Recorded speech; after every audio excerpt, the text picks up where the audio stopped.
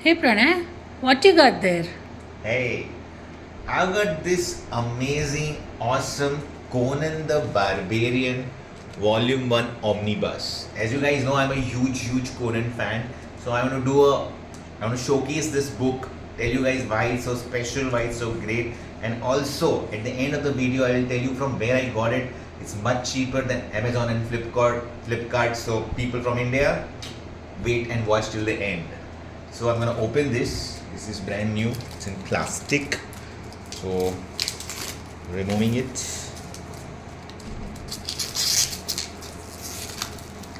It came very nicely packed, so I'm very happy about that.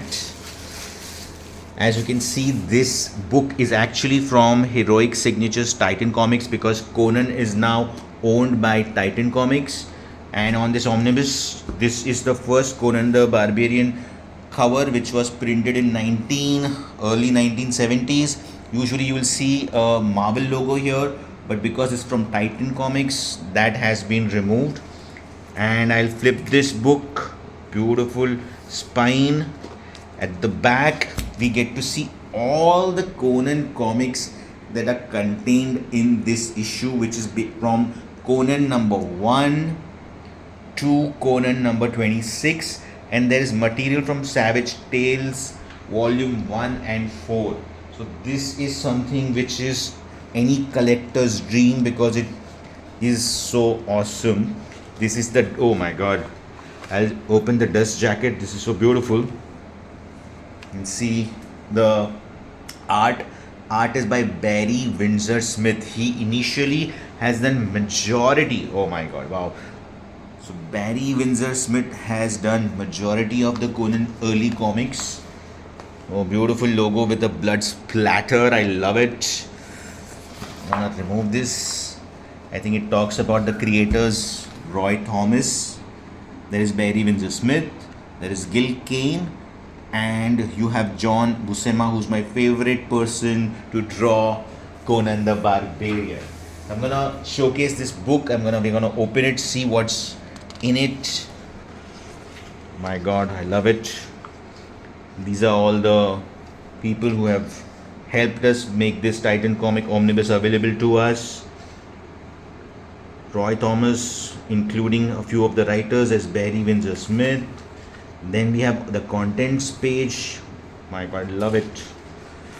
This is introduction by Roy Thomas, and trust me, this should be great because it will give us how Conan was conceived, what was the idea, how Stanley decided to adapt the books from the original Conan books. These are all the introduction pages with a lot of history. I'm just loving it. I'm loving it. This has got the first appearance of Red Sonja. This is the second appearance of her on the cover and first appearance on the cover. This also has the first ever John Buscema artwork as well.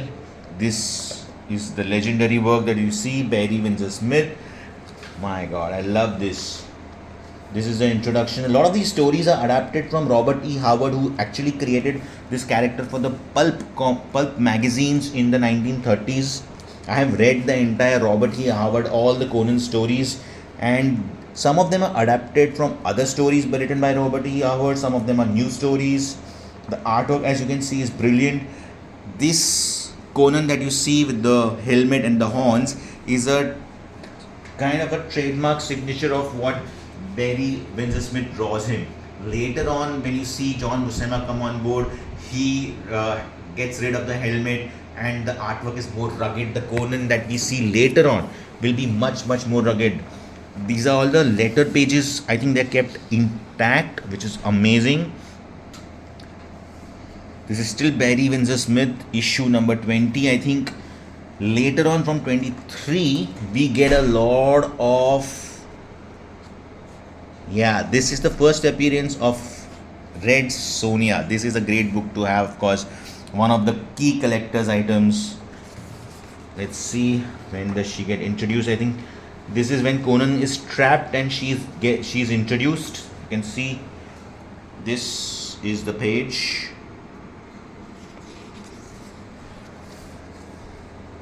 Moving forward, we see I think we got John Buscema. You can see his distinct art, the first John Buscema work.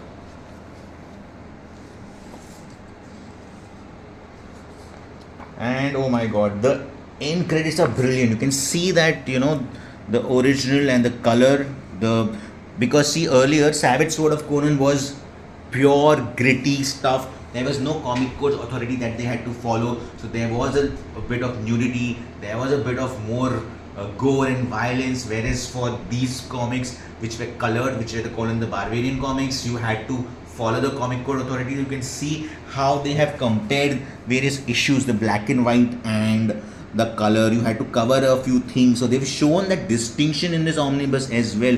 I think this is brilliant stuff. Like, the before and the after, the Savage Sword of Conan versus the colored Conan. They have oh my god, this is like the original artwork that we see, unused cover.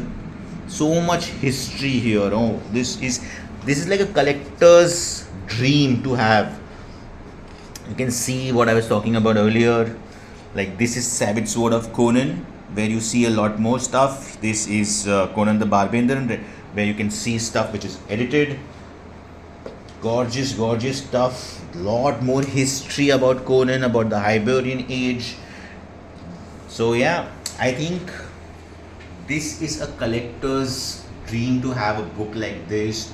I got this from a website called bookswagon.com, and they have a huge collection of trade paperbacks, omnibus. They get it from, I think, the US, so it takes a bit of time. Sometimes it takes 15 to 20 days, but it's much more economical than your Amazons or your Flipkarts.